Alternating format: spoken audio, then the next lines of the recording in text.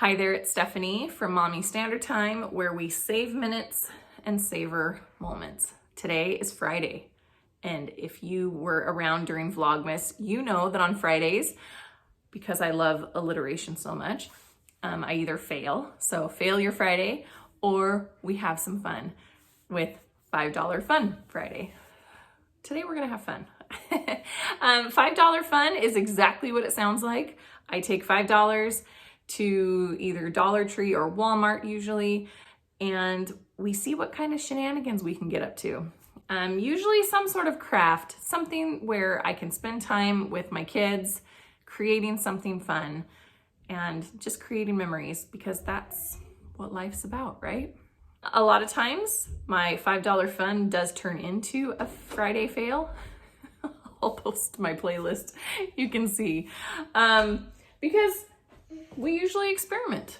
So I have a couple of ideas today, but if you know Dollar Tree, you know that they don't always have what we want in stock. So I have to have a few ideas in mind.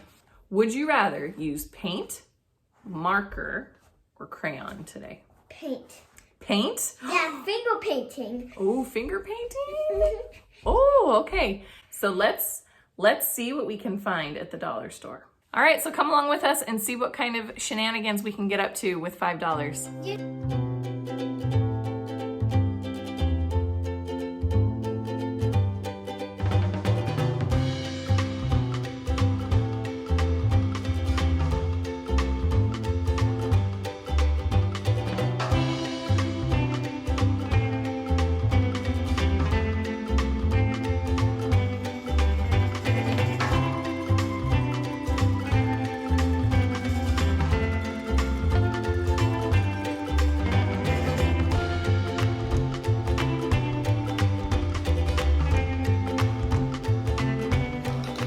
So we're back from the dollar store. I had a little bit of trouble finding what I was planning on, so we changed our plan a little bit.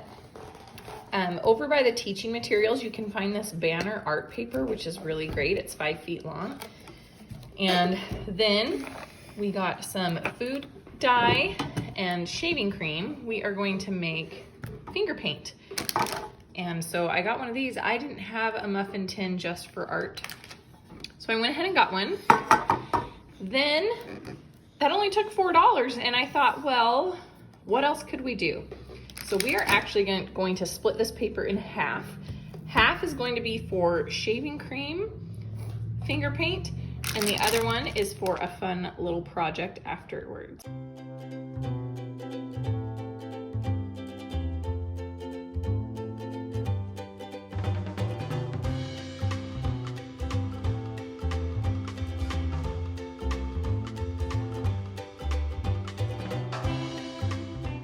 So after filling up the cupcake tin with shaving cream, it was time to add food coloring.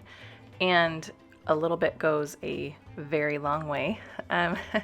Part of the fun was taking the spoon and mixing up the colors. Ladybug really enjoyed doing that. You'll see we had a little bit of trouble with purple. It came out gray, but that's okay. It did look a little bit better once we got it on the paper. So the paper, I just unrolled half of it, I cut it, and then taped it with painter's tape, and that was plenty. And then Ladybug just went to town. She made a sunshine and grass and a sky. And then I kind of snuck in and did a few flowers, because you just can't help yourself with that puffy paint.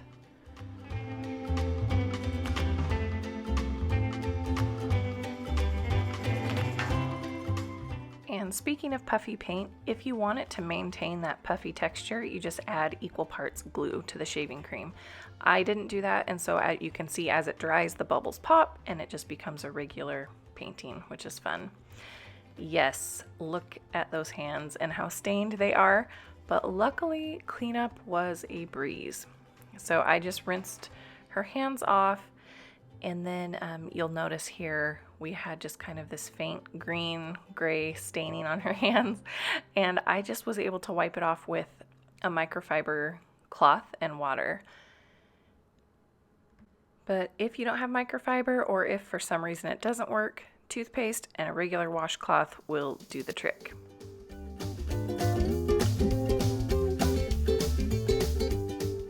So our next fun project was to do squirt gun painting, and I will preface this by saying you can create your colored water inside the squirt gun and skip all of this.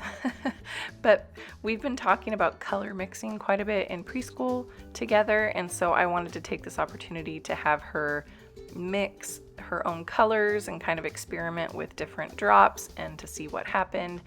And so we experimented to see how much yellow we had to add to make orange. And then we also tried again to make purple. It's just, I can never get the red to blue ratio correct when it comes to purple.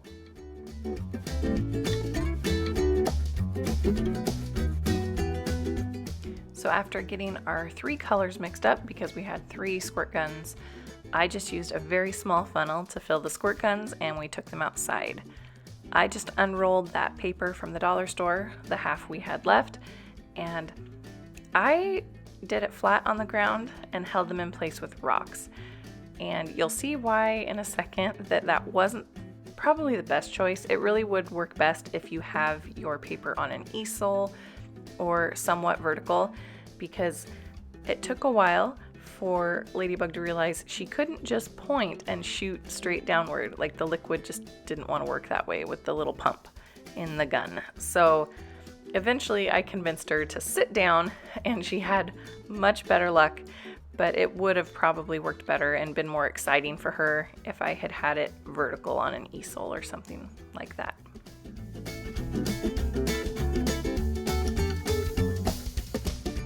But look how fun that turned out. It didn't take too long to dry. You'll see quite a bit of puddling, but it really didn't take long to dry.